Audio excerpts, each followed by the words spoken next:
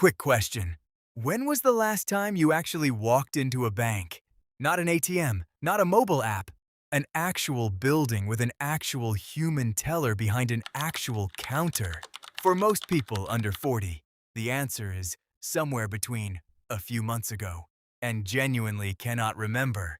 Banking quietly moved into your phone and you barely noticed it happening. But here's what you probably did notice, even if you never connected the dots. You paid for your coffee with Apple Pay. You sent rent money through Google Pay. You bought something on Amazon, and it suggested using their store card with instant approval. Your Uber charged your account automatically. Your Spotify, your Netflix, your DoorDash, all of them have your financial information stored, processing transactions, learning your spending patterns, sitting between you and your money in ways that would have seemed extraordinary 15 years ago. Now here's the question nobody is asking loudly enough. At what point did Apple, Google, and Amazon stop being technology companies and start being your actual bank? And more importantly, should that concern you, excite you, or both? Most people think of banking as a boring, stable, heavily regulated industry that moves slowly and changes reluctantly.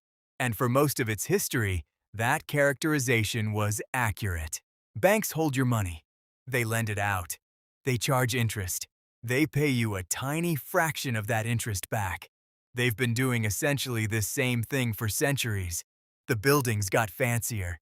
The ATMs got smarter. The apps got cleaner. But the fundamental model barely changed. And because of that glacial pace of change, most people never developed a mental framework for what happens when something moves faster. When technology companies with unlimited capital, hundreds of millions of existing users, and an almost religious devotion to removing friction from transactions decide that financial services are their next frontier. The assumption most people carry is that banks are where money lives. Tech companies are where entertainment and shopping live. Those are separate worlds with a clear border between them. That border is gone. It dissolved so gradually that almost nobody noticed. And the implications for your financial security, your privacy, and the future of money itself are significantly larger than most people realize. Let's map out exactly what has already happened. Not speculation, not future predictions. What exists right now? Apple has Apple Pay, which processes hundreds of billions of dollars in transactions annually. They launched the Apple Card, a credit card that lives entirely on your phone, requires no physical card to use, and offers financial features no traditional bank was offering at launch. Then came Apple Cash, a peer-to-peer payment system. Then the Apple Savings Account, launched in partnership with Goldman Sachs, offering interest rates that immediately outperformed the national average at major banks by a factor of 10. Millions of people moved money into Apple Savings within weeks of its launch. Apple now has your payment history, your spending categories, your savings balance, and your credit behavior, all sitting alongside your photos, your messages, your location history, and your health data on the same device that never leaves your hand. Google has Google Pay, deeply integrated into Android, the operating system running on roughly 72% of the world's smartphones. In several countries, Google Pay functions as a nearly complete banking replacement.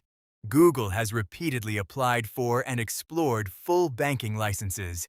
They have partnerships with major financial institutions that give them direct access to account data for hundreds of millions of users. Amazon has Amazon Pay, the Amazon Store Card, Amazon Lending, which has issued billions of dollars in loans to small businesses selling on its platform, and has been systematically building a financial services infrastructure that its existing customer base can slide into without friction. Amazon also owns Whole Foods, a logistics empire, a healthcare company, and a pharmacy. The financial layer sits on top of an ecosystem that already owns enormous portions of people's daily lives. None of these companies are banks in the traditional regulatory sense. but all of them are performing banking functions, storing value, facilitating transactions, extending credit, paying interest for hundreds of millions of people. Here's what separates tech giants from traditional banks in a way that changes everything about this conversation. Traditional banks know your financial behavior. They see your deposits, withdrawals, and transactions. That's significant information, but it's narrow. It tells them what you did with money.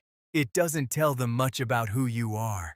Apple knows your financial behavior plus every app you use, every place your phone has been for years, every photo you've taken, every search you've made through Safari, every health metric your watch tracked, every conversation Siri has been present for.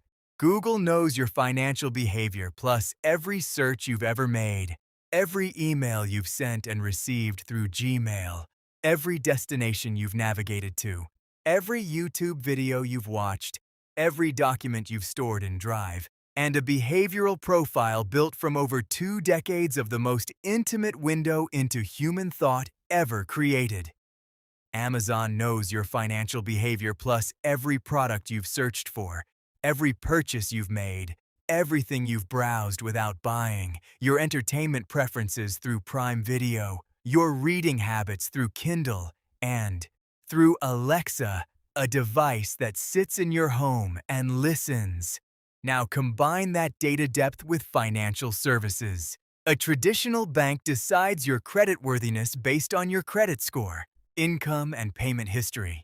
A tech company with full behavioral data can build a creditworthiness model of almost incomprehensible sophistication. They don't just know if you paid your bills last month. They know whether your behavioral patterns suggest financial stress before your bank account does. They know whether your lifestyle signals income stability or volatility.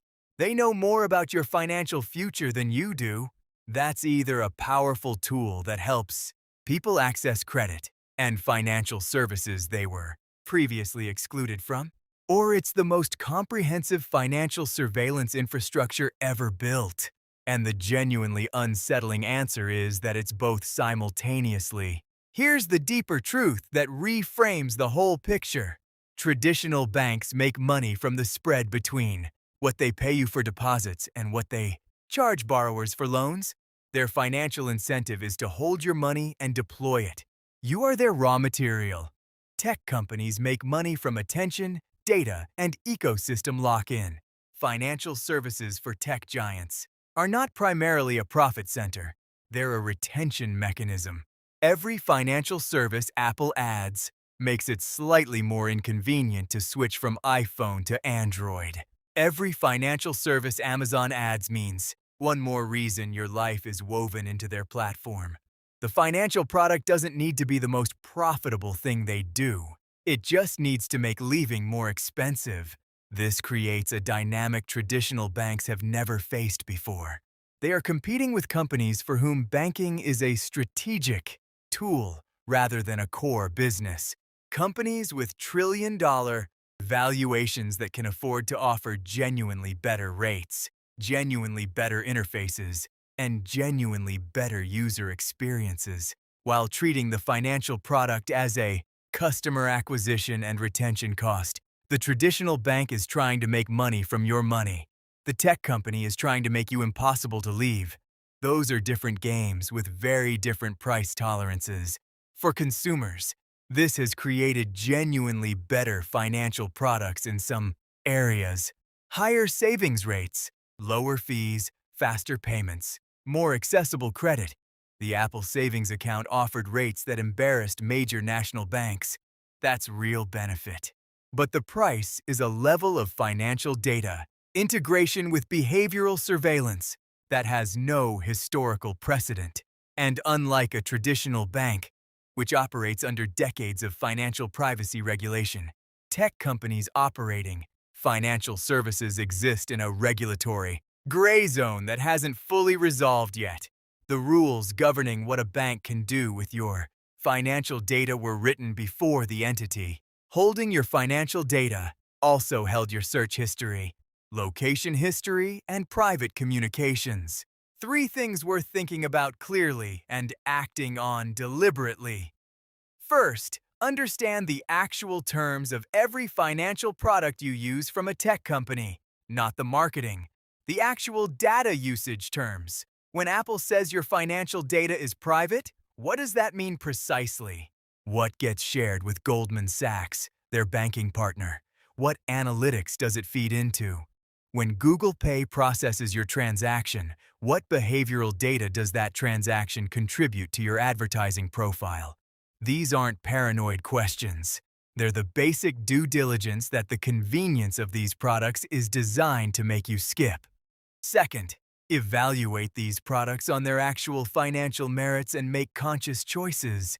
If Apple Savings is genuinely offering a significantly better interest rate than your current savings account, that's a real financial benefit worth considering. If Amazon's credit card offers rewards that outperform traditional alternatives for your spending patterns, that's worth calculating.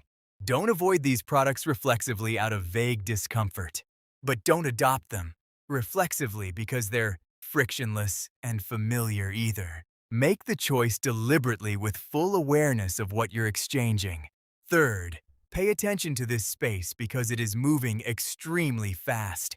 The regulatory framework around tech companies in financial services is actively evolving in the US, Europe, and globally. The competitive response from traditional banks is accelerating. The products available in 2 years will look meaningfully different from today. Staying informed isn't optional anymore. The financial landscape is changing in ways that directly affect where your money lives, how it's protected, and who has access to information about it. Subscribe to Real Veil Studios for exactly this kind of financial clarity.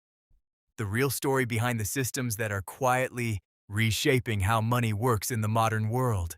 Hit subscribe and share this with someone who pays for everything with their phone without thinking twice about what that actually means. Here's the thing about this shift that keeps me up at night. It's not that tech companies are evil. It's not that traditional banks are innocent victims of disruption. It's that the rules of a game most people thought they understood are being rewritten in real time by players with resources and capabilities that the original rules never anticipated. Your bank used to know what you did with money. Now the company that wants to be your bank knows what you do with money and what you think about, where you go, who you talk to, what you're afraid of, what you want, and what you're likely to do next. That combination has never existed before in human history. And we are all, right now, in the middle of a giant, unplanned experiment about what happens to financial systems, privacy, and personal autonomy when those two things merge completely. The tech giants aren't coming for your bank. They're already inside it. The only question left is whether you're paying attention.